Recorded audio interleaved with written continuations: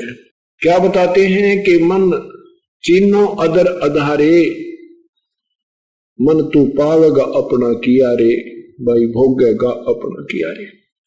चिन्हो अदर अधारे, चिन्हो माने जानो, अधर अधारे यानी सबसे सुप्रीम, सबसे ऊपर की सतह पर जो परमात्मा रहते हैं, पूर्ण ब्रह्म सुप्रीम जो परमात्मा है, सबसे सर्वशक्तिमान प्रभु है, उनको जानो।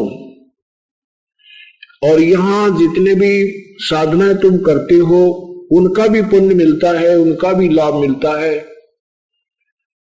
जैसे भगवान ब्रह्मा, भगवान विष्णु, भगवान शिव, भगवान ब्रह्म, भगवान परब्रह्म आदि की जो पूजाएं करते हो, इससे भी लाभ मिलता है, लेकिन पूर्ण लाभ नहीं प्राप्त होता। अब कोई भी साधना से कोई भी हम क्रिया करें, उसके कुछ नियम होते हैं। वो नियमों के अंतर्गत रह करके हमने उस कार्य को सफल करना होता है। यदि हम नियम तोड़ देते हैं और प्रयत्न ज्यादा करते हैं, परिश्रम भी ज्यादा करते हैं, वो व्यर्थ होता है। जैसे एक खेल का मैदान है और खेल के मैदान में उसके नियम होते हैं। उस खेल के मैदान की एक बाउंड्री होती है, एक चारों तरफ से उसकी सीमा होती है। उस बाउंड्री, उस सीमा के अंतर्गत ही खिलाड़ियों को खेलना भी होता है, और जो फाउल पॉइंट होते हैं उनसे सावधान भी होना होता है और विजयी भी होना होता है। इसी प्रकार परमात्मा के पाने का, सतभक्ति सफल करने का एक नियम है, एक संविधान है। उस संविधान के नियम, उनकी शाखाएं, धाराएं, वो आपको बताई जाती है सत्संग के अंदर, और उसके अंतर्गत आपने खेलना होता है। उससे फाउल हो जाने के बाद आपको फाउल माना जाएगा, आपका भक्ति मार्ग रुक जाएगा।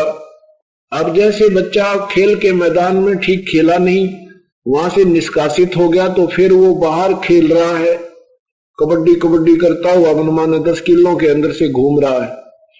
वो प्रयत्न भी ज्यादा करता नजर आ रहा है, परिश्रम भी ज्यादा नजर आ रहा है, और दौड़ता भी खूब नजर आ रहा है, लेकिन उसकी वो क्रिया विफल है।